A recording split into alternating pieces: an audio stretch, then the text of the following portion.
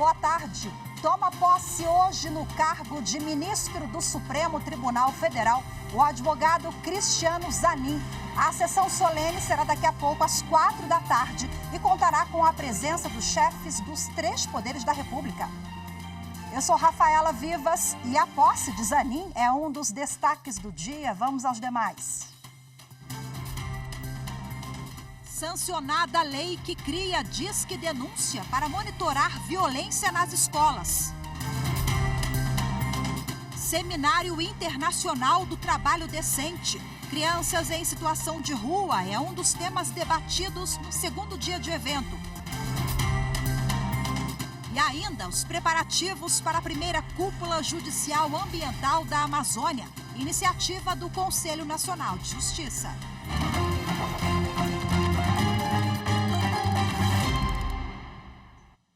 Os ministros do Supremo Tribunal Federal se reúnem logo mais às 4 da tarde no plenário da Corte para dar posse ao advogado Cristiano Zanin. Ele vai assumir a vaga aberta no STF com a aposentadoria do ministro Ricardo Lewandowski. A repórter Evne Araújo conta pra gente agora como vai ser a cerimônia. No plenário do Supremo Tribunal Federal, os últimos ajustes para receber o novo ministro. São esperadas cerca de 350 pessoas para a posse de Cristiano Zanin, entre integrantes do STF e de outros tribunais superiores, ministros aposentados, autoridades, além de familiares e amigos de Zanin. A solenidade será aberta pela presidente da Corte, ministra Rosa Weber. A cerimônia é protocolar. O novo ministro é conduzido pelo integrante mais antigo e pelo mais recente no Supremo. Antes de tomar assento no plenário, Cristiano Zanin presta juramento à Constituição e assina o termo de posse. A cadeira do recém-empossado é sempre a primeira à direita do púlpito. E, encerrada a sessão, os cumprimentos ocorrem no Salão Branco. Cristiano Zanin nasceu em Piracicaba, São Paulo. Se graduou pela Faculdade de Direito da Pontifícia Universidade Católica de São Paulo. Indicado pelo presidente da República, Luiz Inácio Lula da Silva, Zanin passou por sabatina e teve o nome aprovado pela Comissão de Constituição e Justiça do Senado Federal e confirmado pelo plenário da Casa Legislativa em junho. A nomeação foi publicada no Diário Oficial da União no mês passado. E lembrando que a Rádio TV Justiça vão transmitir ao vivo a sessão de solenidade que vai dar posse ao novo ministro do Supremo, Cristiano Zanin. @Rádio TV Justiça, fiquem ligados, a posse 4 da tarde, um pouquinho antes. Nós já vamos dar todo o andamento da cerimônia, a expectativa. Fique com a gente, não perca logo mais. A Central de Processamento Eletrônico, ligada à Corregedoria Geral de Justiça de Mato Grosso, dá celeridade na expedição das requisições de pequeno valor e precatórios. A iniciativa deu tão certo que foi disseminada para outras unidades judiciais do Estado. A reportagem é de Eli Cristina Azevedo. A Central de Processamento Eletrônico, CPE, vinculada à Corregedoria Geral da Justiça, foi criada pela Lei Estadual número 11.126 em 2020. No entanto, ela já funcionava de modo experimental desde 2017 no Fórum de Cuiabá. Hoje está instalada no prédio do Tribunal de Justiça de Mato Grosso. O Poder Judiciário teve essa necessidade de fazer um estabelecimento de uma central para auxiliar aquelas comarcas onde há deficiência de servidores. E esse resultado tem sido positivo, né, no processamento, cumprimento de atos, e quando há algum gargalo em alguma comarca, a Central de Processamento Eletrônico ela atua auxiliando a secretaria e também ao juiz de direito. A Central conta com o trabalho de servidores de primeiro e segundo graus da Justiça Estadual. No total, 67 servidores e 9 estagiários atuam remotamente para auxiliar as unidades judiciárias que estejam com alta taxa de congestionamento e que necessitem de força de trabalho para alcançar as metas do Conselho Nacional de Justiça. A CPE é uma unidade coringa. Então, onde que ela vai atuar? Onde o desembargador corregedor determinar. O desembargador corregedor é aquele que toma conta do primeiro grau, dos nossos números, nossa performance. Então, nós escolhemos algumas frentes de trabalho para a CPE atuar, como, por exemplo, expedição de RPVs, de precatórios, apoio às unidades de família, às unidades criminais. Então, ela é multiperformance. A Central de Processamento Eletrônico exerce papel importante no contexto jurisdicional do Poder Judiciário de Mato Grosso, tornando-se ferramenta de modernização, acessibilidade, celeridade e eficiência na prestação jurisdicional. Nós começamos com 4 servidoras e, ao longo do tempo, nós fomos criando o nosso manual, o nosso fluxo para facilitar e deu certo.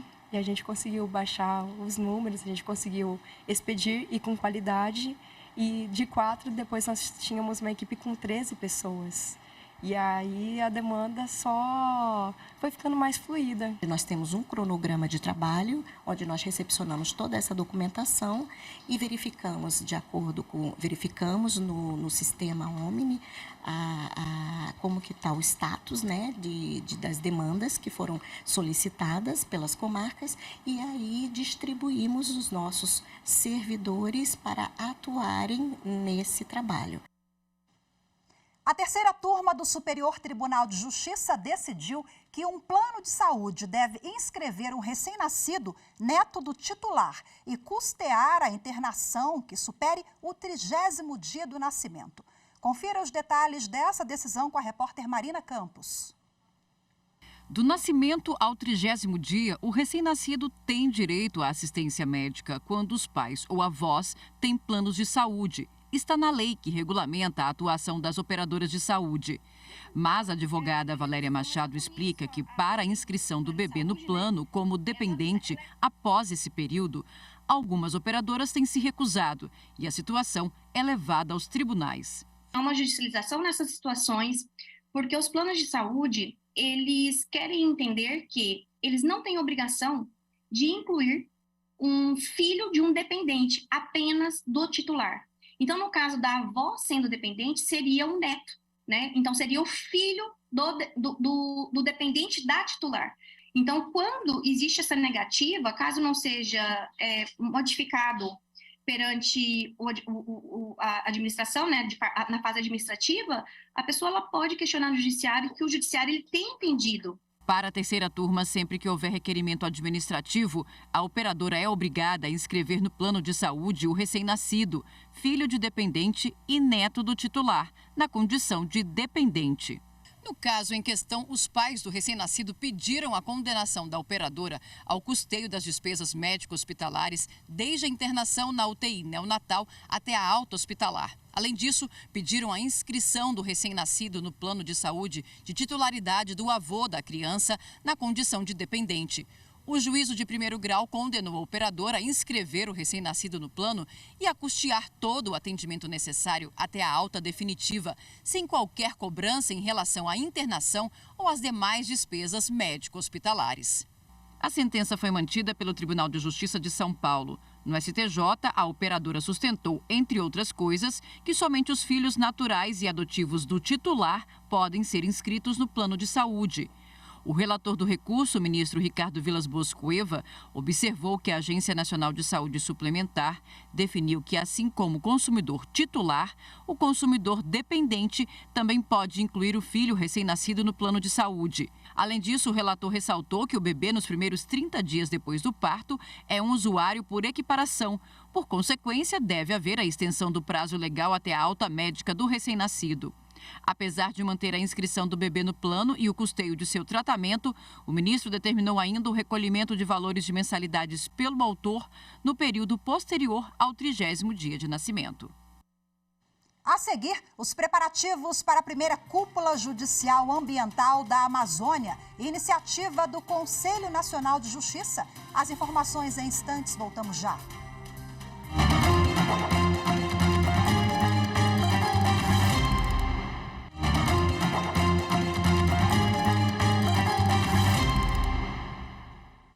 A Polícia Federal prendeu em flagrante hoje um homem suspeito de ser um dos maiores grileiros da floresta amazônica. Os policiais estavam cumprindo mandados de busca e apreensão na casa dele, em Novo Progresso, no Pará. A operação tem como objetivo investigar um esquema de invasão de terras da União e desmatamento para a criação de gado na floresta amazônica. Bom, no total foram cumpridos 3 mandados nos estados do Pará e Mato Grosso, expedidos pela Justiça Federal. Também foi determinado o bloqueio de 116 milhões de reais, além do sequestro de veículos, de 16 fazendas e imóveis e da indisponibilidade de 10 mil cabeças de gado. O Conselho Nacional de Justiça realiza amanhã e depois a primeira cúpula judicial ambiental da Amazônia para debater a atuação do Poder Judiciário em questões ambientais na região. O evento vai ocorrer no Tribunal de Justiça do Pará. A repórter Carolina Chaves tem mais detalhes. A cúpula é uma iniciativa do Observatório do Meio Ambiente e das Mudanças Climáticas do Conselho Nacional de Justiça e vai reunir magistrados, servidores, membros do Ministério Público, além de integrantes do Executivo e especialistas em questões ambientais. O foco é a proteção da Amazônia e entre os assuntos abordados nas palestras estão a biodiversidade de povos indígenas, a atuação judicial no combate ao desmatamento e o uso da inteligência artificial na proteção do meio ambiente. A abertura será com a presidente do STF e do CNJ, ministra Rosa Weber, na sexta-feira, às 14h, na sede do Tribunal Paraense. O vice-presidente do STF, ministro Luiz Roberto Barroso, e a ministra Carmen Lúcia também vão participar da conferência. No último dia, serão apresentadas propostas de aperfeiçoamento da prestação jurisdicional ambiental sobre a Amazônia. O evento será transmitido pelo canal do CNJ no YouTube. Bom, e agora para a gente falar sobre essa conferência, eu converso ao vivo, de forma remota, com o secretário extraordinário de Controle do Desmatamento e Ordenamento Ambiental Territorial do Ministério do Meio Ambiente e Mudança do Clima, André Lima. Doutor André, que vai participar do evento promovido pelo CNJ, né? Seja muito bem-vindo. Boa tarde para o senhor. Boa tarde, Rafaela. Boa tarde aí, espectadores aqui da TV Justiça. Uma alegria estar com vocês. Bom, qual é a expectativa para esse evento e a importância dessa troca de experiências, do diálogo, do trabalho conjunto entre Executivo e Poder Judiciário, doutor André? Olha, é muito importante, a expectativa alta e é uma alegria de estar participando desse momento importante, nesse encontro da cúpula de presidentes amazônicos, né, de países amazônicos, em que nós vamos tratar exatamente de como alinhar estratégias, mantendo, obviamente, a autonomia, né, a independência e a autonomia dos poderes, mas articular de forma harmônica estratégias no rumo do que o presidente da República tem dito, né? Nós queremos o desmatamento zero na Amazônia e nos demais biomas brasileiros até 2030. Temos 7 anos para realizar essa meta. E ela só será alcançada se nós trabalharmos juntos, executivo, legislativo e judiciário, né, de forma alinhada e coordenada, cada um mantido a sua autonomia e o seu papel, mas com um alinhamento estratégico para tanto. Secretário, dentro das atribuições de cada um, como o Poder Judiciário pode auxiliar ao Poder Executivo? Porque a gente sabe que cabe ao Executivo, né, dar ali efetividade às políticas públicas, ao que está na lei. Mas o Poder Judiciário também tem algumas atribuições e essa atuação conjunta vai facilitar e muito na prática, né? Olha, tem várias alternativas, possibilidades de ação bem relevantes, como, por exemplo, essa, né, do combate à grilagem de terras. O judiciário pode ser cada vez mais efetivo, eficaz, né, no combate à grilagem de terras, que representa aproximadamente 50% do problema do desmatamento ilegal na Amazônia. Né? Então, ações efetivas, né, apoiando esses mandados de busca e apreensão, a prisão em flagrante, as investigações relacionadas à grilagem de terras na Amazônia, ou seja, ao furto, ao roubo, não só de madeira, mas de terra da União, né, que é feito, infelizmente, ainda numa escala avassaladora. Do outro lado, tem o apoio, né, às ações legais, administrativas, né, do embargo, as ações efetivas de sanção administrativa ao desmatamento ilegal. É muito importante porque os infratores, muitos deles, tem recursos para a contratação de advogados, para recursos judiciais, né? E muitas vezes tentam derrubar multas, embargos administrativos do uso do solo, uma série de medidas, apreensões de equipamentos usados em crimes ambientais, eles tentam anular essas medidas no judiciário. É muito importante o judiciário estar sensível e atento a essas estratégias, porque a ação administrativa é aquela que chega mais rápido, é aquela que chega imediatamente. Nós estamos conseguindo, por exemplo, reduzir o desmatamento na Amazônia nesse semestre, de janeiro a julho, em 43%, sendo que nós pegamos o desmatamento aumentando 55%. Então, essas ações administrativas precisam ser chanceladas, homologadas e validadas pelo judiciário. Essa é uma ação muito importante que o judiciário pode dar em sintonia com a meta do desmatamento zero na Amazônia. Bom, você vai participar do painel, né? Vai falar sobre vários assuntos, entre eles vai fazer uma radiografia da situação hoje sobre o desmatamento da Amazônia. O senhor já trouxe dados agora quentes, né? Porque nós tivemos há pouco uma coletiva com a ministra do Meio Ambiente, Marina Silva, onde o secretário estava lá, participou, né? Então nós tivemos mesmo queda no desmatamento. Eu queria que o senhor adiantasse um pouquinho o que o senhor vai apresentar lá nesse evento da cúpula.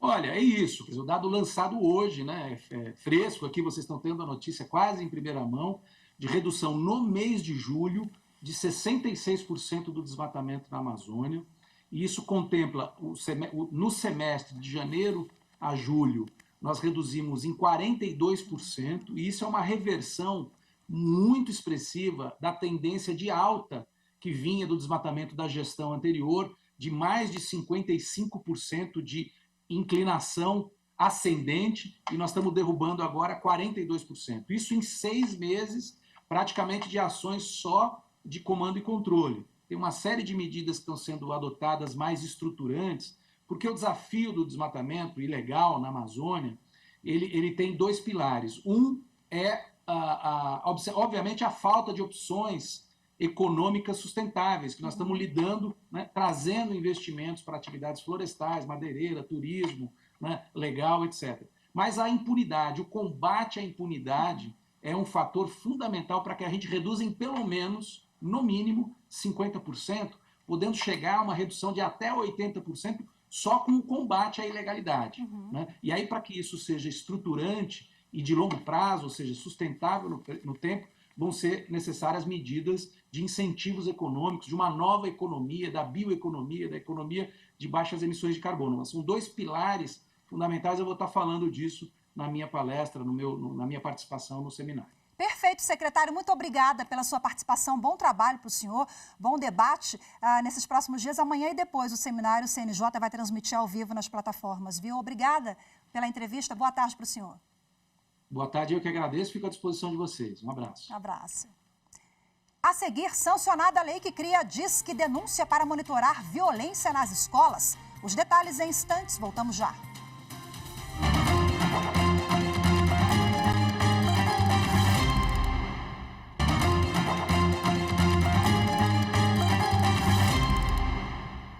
Com a autorização da Justiça, a Polícia Federal deflagrou hoje uma operação para desarticular um grupo criminoso envolvido em tráfico de drogas e lavagem de dinheiro. Até o momento, 14 pessoas foram presas. Os detalhes dessa operação agora com a repórter Carolina Chaves.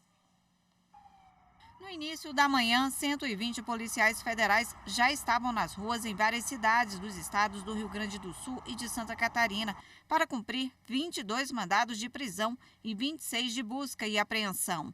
A operação contou com o apoio da Receita Federal e policiais militares e penais.